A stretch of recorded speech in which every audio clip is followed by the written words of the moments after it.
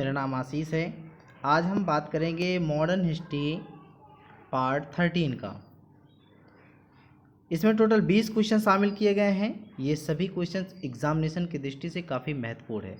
तो चलिए आज का हम पहला प्रश्न देखते हैं। हमारा जो पहला प्रश्न है, निम्न में से कौन फरवरी 1918 में स्थापित यूपी किसान सभा की स्थापना से संबद्ध नहीं था? यहाँ पे आपके ऑप्शन है इंद्र नारायण द्विवेदी, गौरी शंकर मिश्र, जवाहरलाल नेहरू, मदन मोहन मालवीय।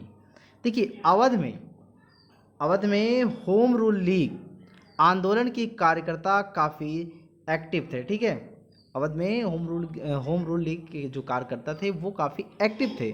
इन्होंने किसानों को संगठित करना शुरू किया और संगठन को नाम दिया किसान सभा।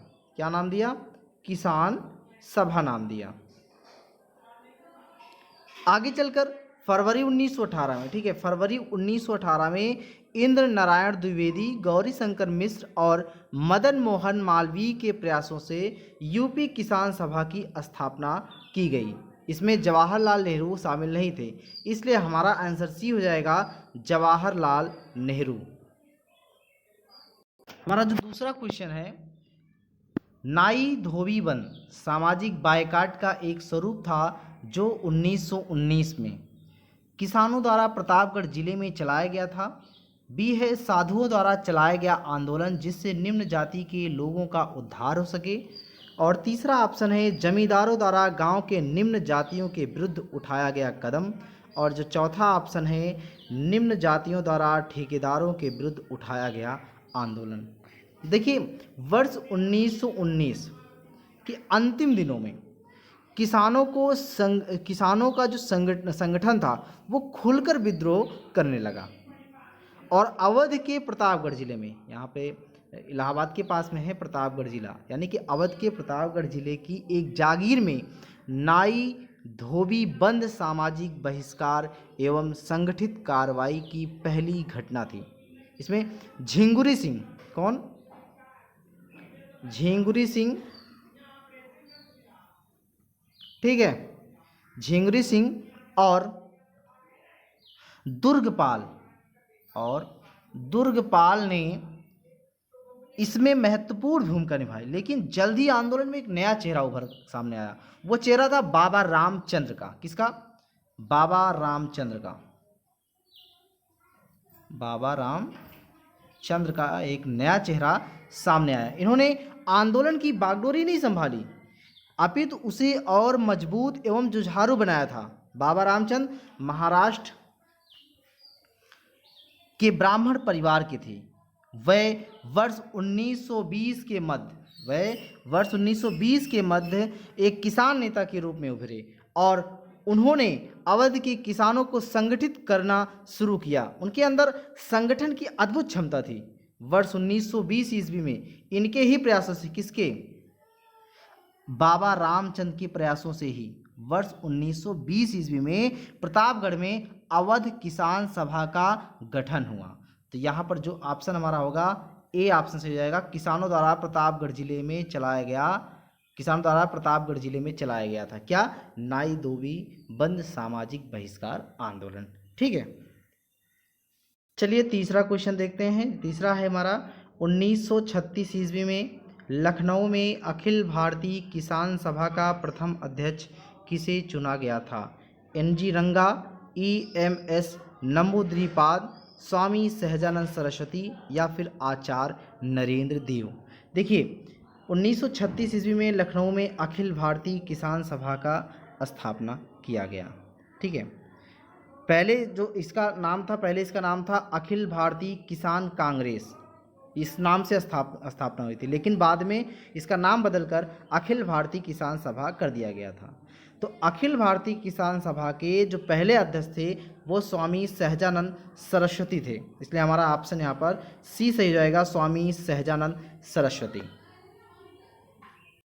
अगला क्वेश्चन देखिए, चौथा है, निम्नलिखित में से किस एक कांग्रेसी नेता ने प्रथम अखिल भारतीय किसान सभा में भाग लिया था? यहाँ पर आपके ऑप्शन है जवाहरलाल नेहरू, गांधी जी, सुभाष चंद्र बोस या फिर राजेंद्र प्रसाद। देखिए आपको पता है कि अखिल भारतीय किसान सभा, पहले इसका नाम था अखिल भारतीय किसान कांग्रेस, इसकी स्थापना 1936 में हुई थी, जो आगे चल के इसका नाम बदलकर अखिल भारतीय किसान सभा कर दिया गया था। अखिल भारतीय किसान सभा के जो पहले अध्यक्ष थे वो स्वामी सहजानंद सरस्वती थे, और एन जी रंगा को महासचिव बनाया गया था। तो अखिल भारतीय किसान सभा को जवाहरलाल नेहरू ने संबोधित किया था, तो इसलिए यहां पर ऑप्शन ए सही हो जाएगा, जवाहरलाल नेहरू। चलिए देखिए अगला जो क्वेश्चन है हमारा 5वां है, बंगाल के तिभागा किसान आंदोलन की क्या मांग थी? जमींदारों की हिस्सेदारी को फसल के आधे भाग से कम कर 1/3 करना।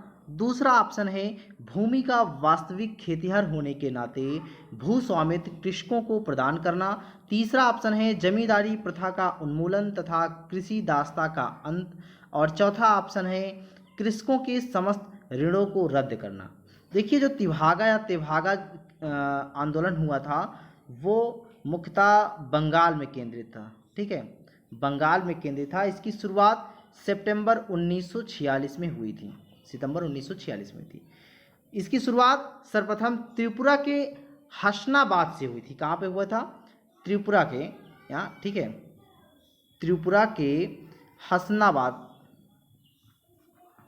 हसनाबाद से हुई थी। यहाँ से यह बंगाल में नोआ आखली तक फैल गया, ठीक है, नोआखोली तक फैल गया। इस आंदोलन के जो प्रमुख नेता थे वो कंपा राम सिंह थे। कौन थे? कंपा राम सिंह और भवन सिंह थे। नोआखली उस समय भीषण सांप्रदायिक दंगे से झुलस रहा था, लेकिन इस आंदोलन में हिंदू और मुस्लिम किसानों ने एकता का प्रदर्शन किया। इसमें बटाईदार जो किसान थे उन्होंने ऐलान किया कि फसल का 2/3 हिस्सा, कितना? 2/3 हिस्सा लेंगे और जमींदारों को सिर्फ 1/3 हिस्सा ही देंगे। बंटवारे के इसी अनुपात के कारण इसे तेभागा या तिभागा आंदोलन कहते हैं। तो इसलिए यहाँ पर जो ऑप्शन से होगा वो ऑप्शन ए से हो जाएगा, जमींदारों की हिस्सेदारी को फसल के आधे भाग से कम करके 1/3 करना। अगला क्वेश्चन देखिए, छठा है, भूदान आंदोलन का सर्वप्रथम प्रारंभ किस राज्य में हुआ था? आंध्र प्रदेश में, कर्नाटक में, तमिलनाडु में या फिर उत्तर प्रदेश में? देखिए आचार्य विनोबा भावे, ठीक है, कौन? आचार्य विनोबा भावे ने भूदान आंदोलन का प्रारंभ 18 अप्रैल 1951 ईस्वी को तत्कालीन आंध्र प्रदेश के तेलंगाना क्षेत्र में पोचमपल्ली ग्राम से किया था। भूदान आंदोलन भूमि सुधार करने, कृषि में संस्थागत परिवर्तन लाने की एक कोशिश थी। प्रसिद्ध गांधीवादी रचनात्मक कार्यकर्ता आचार्य विनोबा भावे 1950 के दशक के आरंभ में इस आंदोलन के लिए गांधीवादी तकनीकों एवं रचनात्मक कार्यों तथा ट्रस्टीशिप जैसे विचारों को प्रयोग में लाए।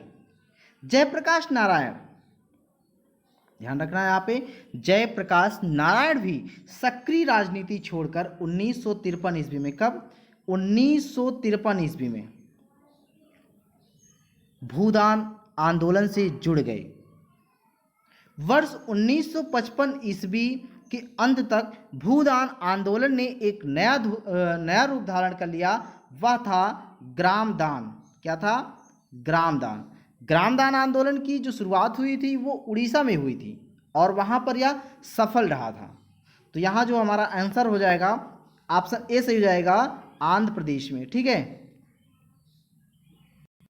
अगला देखिए जो हमारा 7वां क्वेश्चन है, भारत में 1918 में प्रथम मजदूर संघ की स्थापना की एनएम जोशी ने, बीपी वाडिया ने, बीबी गिरी ने या फिर एसए डांगे ने? देखिए जो बीपी वाडिया थे, बीपी वाडिया ने 1918 में प्रथम मजदूर संघ की स्थापना की थी।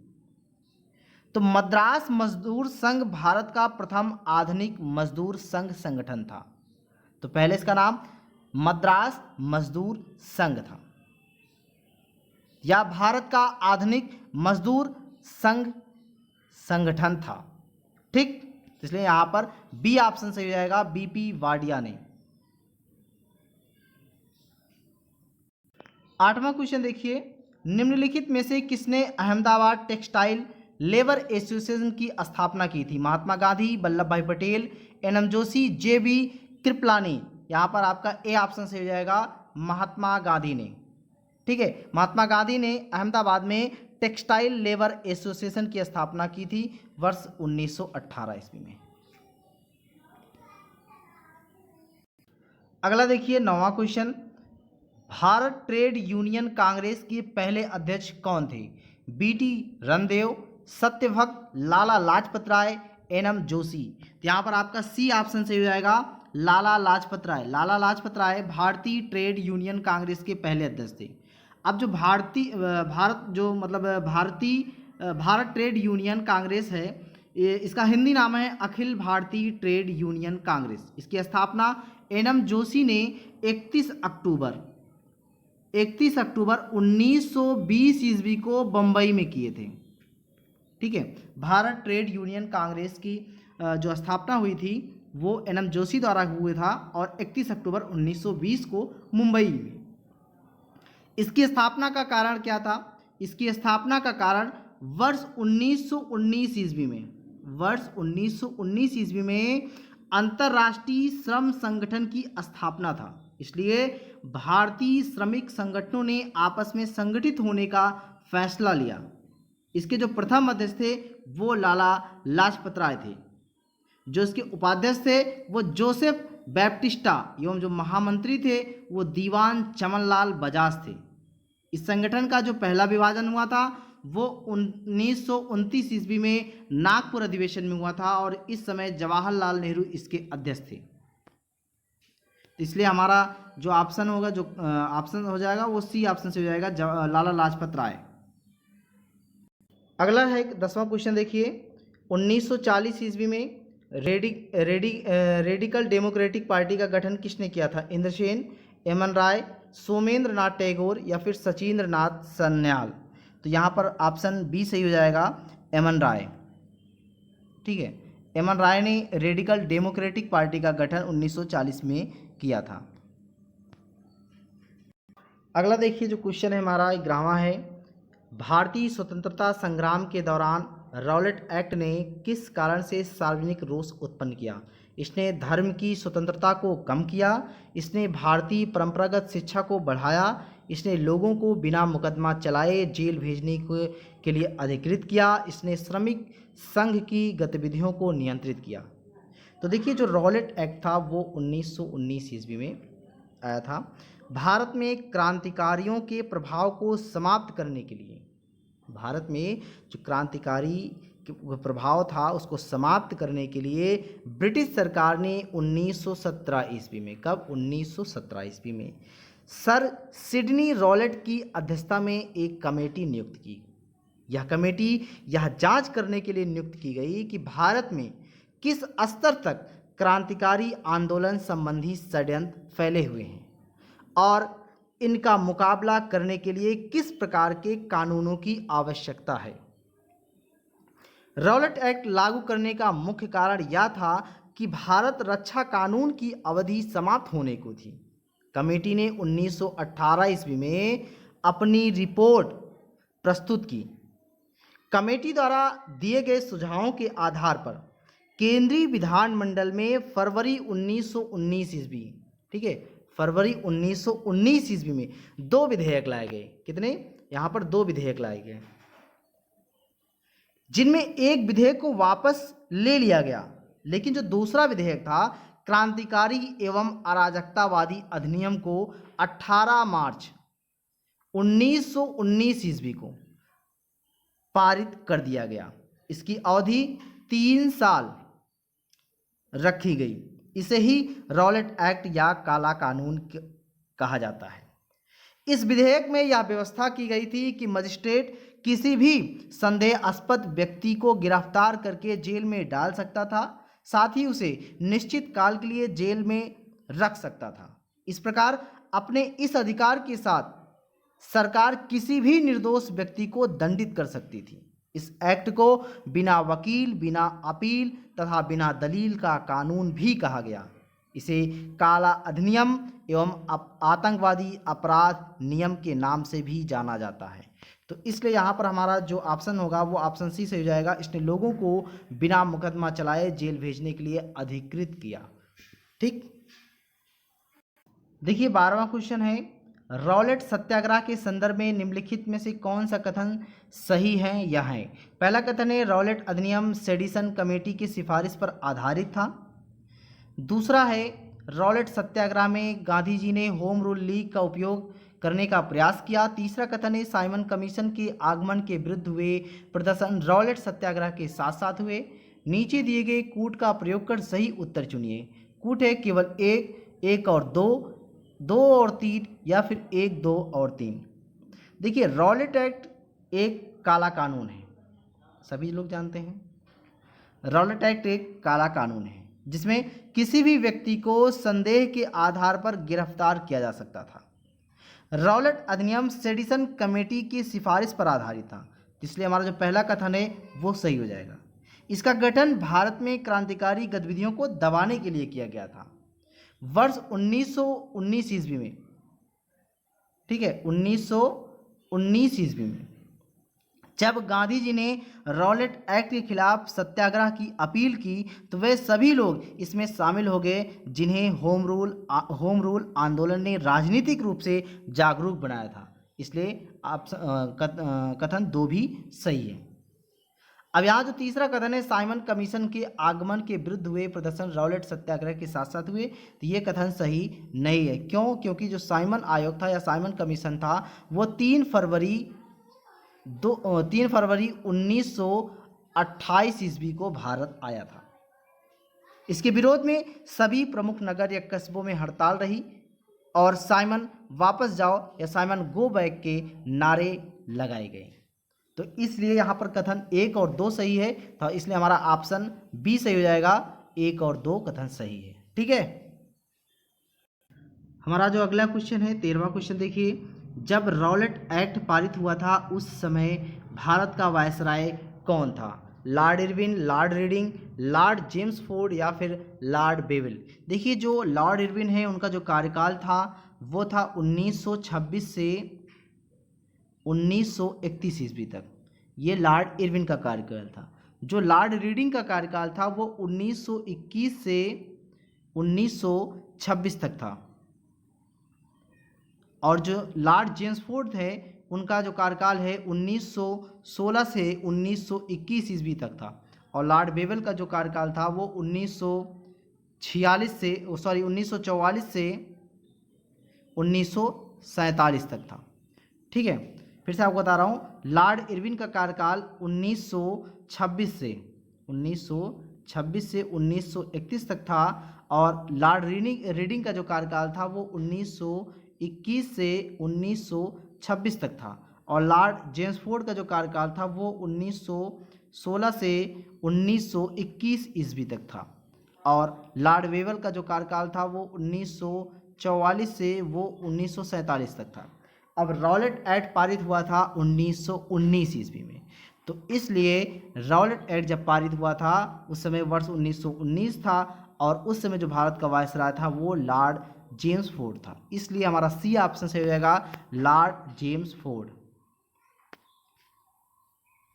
अगला हमारा जो क्वेश्चन है 14वां देखिए, अखिल भारतीय राजनीति में गांधी का पहला साहसिक कदम था असहयोग आंदोलन, रॉलेट सत्याग्रह, चंपारण आंदोलन या फिर दांडी यात्रा।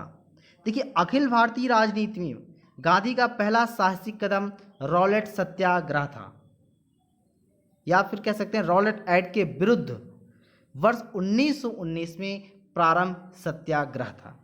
गांधी जी ने रॉलेट सत्याग्रह के लिए 3 राजनीतिक मंचों का उपयोग किया था। वो 3 राजनीतिक मंच कौन कौन था? एक था होम रूल लीग था, और जो दूसरा था वो खिलाफत आंदोलन था। ठीक है, खिलाफत मूवमेंट था। और जो तीसरा था वो सत्याग्रह सभा था। तो इसलिए यहाँ पर बी ऑप्शन से हो जाएगा रॉलेट सत्याग्रह। ध्यान रखना है असहयोग आंदोलन भी गांधी जी से संबंधित है, चंपारण आंदोलन भी गांधी जी से संबंधित है और दांडी यात्रा भी गांधी जी से ही संबंधित है। ठीक है, लेकिन इसका जो ऑप्शन जो कथन जो आंसर होगा वो बी होगा रॉलेट सत्याग्रह। अगला देखिए 15वां क्वेश्चन है, रॉलेट एक्ट के विरोध में किसने लगान न देने का आंदोलन चलाने का सुझाव दिया था? अबुल कलाम आज़ाद, गांधी जी, रविन्द्रनाथ टैगोर या फिर स्वामी श्रद्धानंद। देखिए रॉलेट एक्ट को बिना वकील, बिना अपील या बिना दलील का कानून या काला कानून कहा जाता है। इसके तहत ब्रिटिश सरकार किसी भी व्यक्ति को गिरफ्तार कर सकती थी बिना कारण बताए। इसके विरोध में स्वामी श्रद्धानंद ने लगान ना देने का आंदोलन चलाने का सुझाव दिया था, इसलिए यहाँ पर डी ऑप्शन से जाएगा स्वामी श्रद्धानंद। अगला देखिए 16वां है, the anarchical and revolutionary crime act 1919 को सामान्य बोलचाल में कहा जाता था। Rowlatt act, Pitt's India act, यहाँ फिट्स लिखा हुआ है, पिट्स इंडिया एक्ट है, और इंडियन आर्म्स एक्ट या फिर एल्बर्ट बिल। तो यहाँ पर ए ऑप्शन से हो जाएगा रॉलेट एक्ट। ठीक है, रॉलेट एक्ट को the anarchical and revolutionary crime act 1919 भी कहा जाता है। क्या एक्ट? न्यायाधीश सिडनी रॉलेट की अध्यक्षता में गठित समिति के सुझाव के आधार पर पारित किया गया था, इसलिए ए ऑप्शन से हो जाएगा। देखिए अगला क्वेश्चन है, कौन सी महत्वपूर्ण घटना जलियांवाला बाग नरसंहार के तुरंत पूर्व या पहले घटी थी? ठीक है, जलियांवाला नरसंहार के पहले। अब जलियांवाला नरसंहार कब हुआ था? 13 अप्रैल 1919 ईस्वी को। इसके पहले कौन सी घटना घटी थी? असहयोग आंदोलन या फिर रॉलेट एक्ट या सांप्रदायिक अवार्ड या फिर साइमन कमीशन। देखिए जो असहयोग आंदोलन था वो 1920 में हुआ था, यानी कि असहयोग आंदोलन तो होगा नहीं। रॉलेट एक्ट 1919 ईस्वी में हुआ बना था। सांप्रदायिक अवार्ड 1932 ईस्वी में और साइमन कमीशन 1928 ईस्वी में, इसलिए हमारा बी ऑप्शन सही हो जाएगा रॉलेट एक्ट का बनना। ठीक, अगला क्वेश्चन देखिए 18वां है, 30 मई 1919 को अपना ऑनर यानी कि नाइट की उपाधि सरकार को लौटाने वाले व्यक्ति थे? जमनालाल बजाज, तेज बहादुर सप्रू या महात्मा गांधी या फिर रविन्द्रनाथ टैगोर। यहाँ पर डी ऑप्शन से होगा रविन्द्रनाथ टैगोर। ठीक, देखिए 13 अप्रैल 1919 को 13 अप्रैल 1919 को जलियांवाला बाग नरसंहार की हृदय विदारक घटना के बाद रविन्द्रनाथ टैगोर ने 30 मई को ब्रिटिश सरकार द्वारा प्रदान की गई नाइट की उपाधि लौटा दी।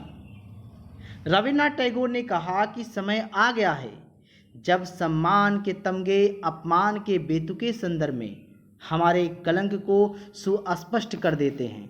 जहाँ तक मेरा प्रश्न है, मैं सभी विशेष उपाधियों से रहित होकर अपने देशवासियों के साथ खड़ा होना चाहता हूँ। तो इसलिए यहाँ पर डी ऑप्शन से जाएगा रविन्द्रनाथ टैगोर। अगला क्वेश्चन देखिए 19वां है, जलियांवाला बाग हत्याकांड के विरोध में वायसराय की कार्यकारिणी परिषद की सदस्यता से किसने इस्तीफा दे दिया? महात्मा गांधी, रविन्द्रनाथ टैगोर या शंकर नारायण या फिर जमनालाल बजाज। देखिए जलियांवाला बाग हत्याकांड 13 अप्रैल 1919 ईस्वी को हुआ था। यह काफ़ी हृदय विदारक घटना थी। इस हत्याकांड के विरोध में शंकर नारायण ने वायसराय की कार्यकारिणी से इस्तीफा दे दिया था। ठीक है, इसलिए ऑप्शन सी सही हो जाएगा शंकर नारायण। और रविन्द्रनाथ टैगोर ने नाइट की उपाधि लौटा दी थी। अगला क्वेश्चन आज का लास्ट क्वेश्चन है, जलियांवाला बाग नरसंहार पर कांग्रेस जांच समिति की रिपोर्ट के प्रारूप लिखने का कार्य सौंपा गया था? जवाहरलाल नेहरू को, महात्मा गांधी को, CR दास को या फिर फजलुल हक को। यहाँ पर बी ऑप्शन से हो जाएगा महात्मा गांधी को। ठीक है, तो दोस्तों आज का प्रश्न आप लोगों को कैसा लगा? अच्छा लगा है तो वीडियो को लाइक कीजिएगा, दोस्तों के साथ शेयर कीजिएगा।